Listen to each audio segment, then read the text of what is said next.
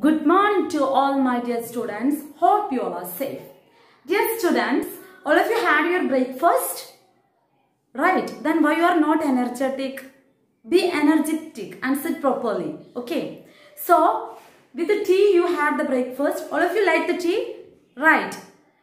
Did you check when your mother or father making the tea? She is using this strainer. Right. Why she is using this strainer, children? Because to separate the impurities from the tea or separating that tea leaves from the tea. Is it? This process we call separation. More about separation we will learn from our today's chapter, lesson 5, separation of substances. Okay. In this chapter we are going to learn about separation and method of separation. Clear?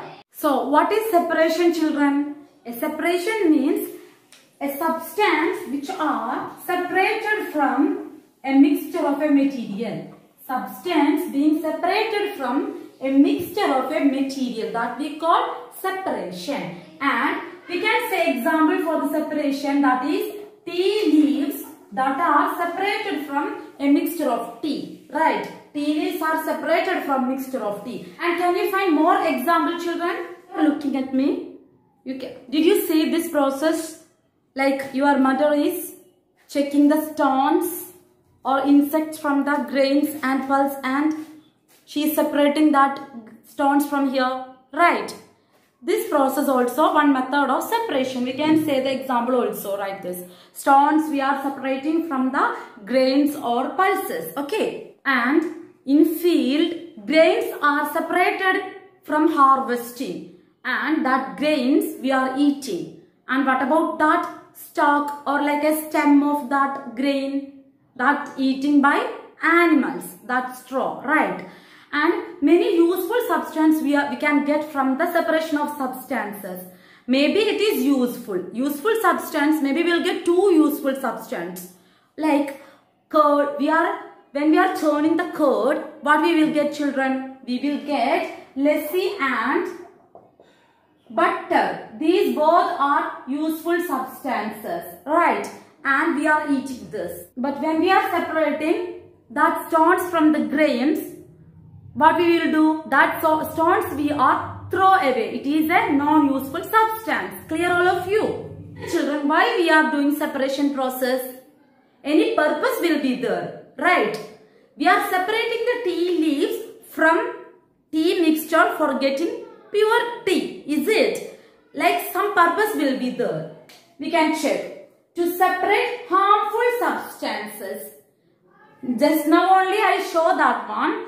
I am separating stones from grains or pulse. That is, stone is a harmful substance for our stomach, right? So, to separate harmful substance.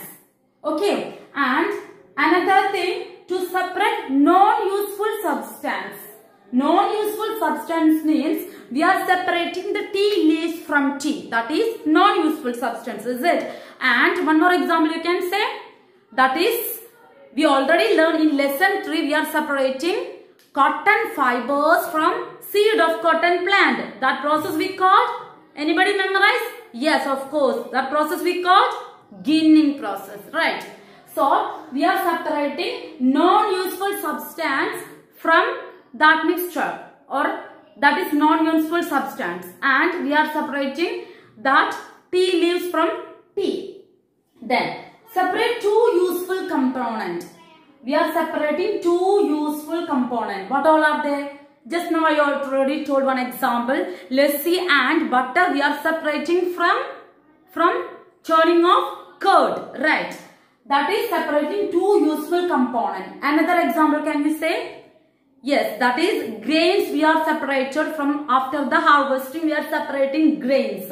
And we use that stalk or like a stem-like structure for feeding the animals.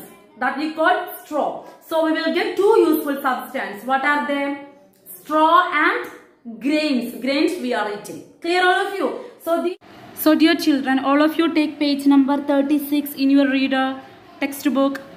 From this green color box, you can clearly understand why do we separate substances. Okay.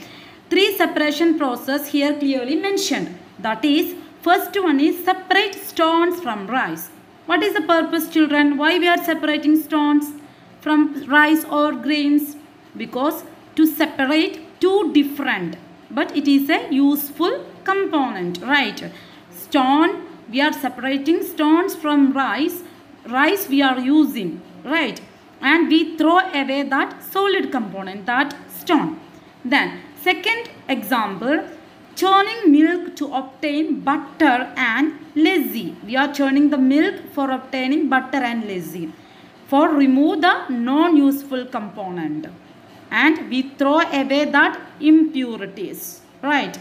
And in third process, we are separate tea leaves to remove impurities or harmful components.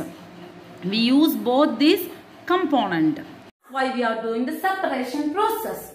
Now you already understood many examples with the process. Children, all should have to read the chapter 3 times, and we can meet in our next class. Thank you.